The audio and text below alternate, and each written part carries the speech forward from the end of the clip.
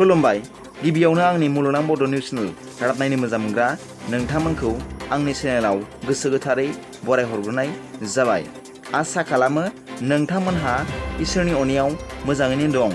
नोंथांनि थाखाय आं गोदान रादाब लाना फैलायबाय। अननानै भिडिअखौ स्किप खालामाजासे जोबजासिम नायलांदो। थुर बिदिबा गोबाव खालामाजासे रादाबखौ जागायनोसै। दिनैनि फुंबिलिनि मोननैसो गाहाय रादाबफोरा जाबाय। सेथियाव दं मैया बिस्थिबारखालि आसामनि गिबि मन्त्रि मानाव गेदेर डक्टर हिमन्त बिश्व शर्मा बिथाङा बिजेपि आरो एनडिए हानजाजों मदद होजानाय फैगौ भारतनि हादरगिरि बिसायख'थिनि हिसाबै सायख'जानाय मानाव गेदेर श्रीमती द्रौपदी मुर्मु बिथांखौ गुवाहाटीआव लोगो हमनानै माखासे गोनांथार बाथ्रा सावरायलायदों होनना खौरांनिफ्राय मिथिनो मोन्दों।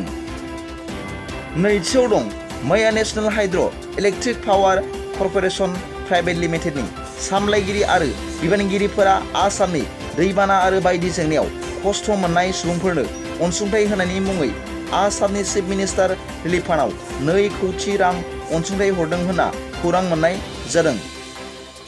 थामथियाव दं मोनसे सोदोबनि गेजेरजों खौरां मोननानै मैया सानजौफु समाव सिमलताबु पुलिसनि बिबानगिरि सन्जय रायनि दैदेननायाव आसाम आरो सोनाब बंग सीमा ओनसोल श्रीरामपुराव थानाय 3 नं राजा लामायाव गोख्रों सिग्रोमनायनि गेजेरजों UP-12 T-447 नम्बरनि गंसे ट्राकआव सिग्रोमनायाव गोबां बिबांनि गान्जाफोरखौ हमनो हायो। पुलिस बिफाना मिथिनाय बादिब्ला गान्जाफोरखौ लाबोनाय ट्राकआ आसाम रायजोनि गौरिपुरनिफ्राय सोनाब बंग हासियामारि फारसे थांगासिनो दङमोन। मिथिमोननाय बादिब्ला गान्जाफोरा गासै 60 पेकेट दंमोन।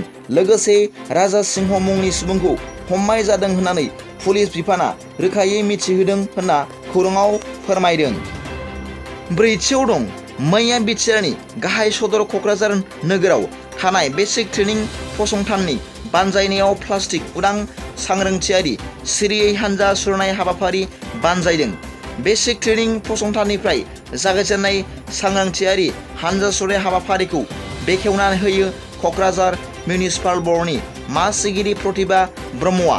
बे हाबाफारियावनो बेसिक ट्रेनिंनि गोरामु सोमदोन ब्रह्मजों लोगोसे बेसिक ट्रेनिंनि सेन्टारनि बिबुंगोराफोरजों लोगोसे डिलेट सोलोंसाफोरा बाहागो लानानै आखायाव प्लेट बेनार लानानै हानजा सुरदों होननानै मिथिनो मोननाय जादों। थ' फुंबिलिनि मोननैसो रादाबा दा बेखिनियानोमोन। सोरबाफोर आंनि चेनेलखौ दिनैसो गोदानै नायसनदोंब्ला अननानै साबस्क्राइब खालाम आरो बेल आइकनाबो थुनानै हो, जाहाथे आं गोदान रादाब फोसावबाय थायोब्ला नोंथांनियाव सिगांग्रो नटिफिकेसन सौहैयो। गाबोननि फुंबिलिनि रादाबाव नोंथांमोनखौ गोसो गोथारै बरायहरनाय जाबाय।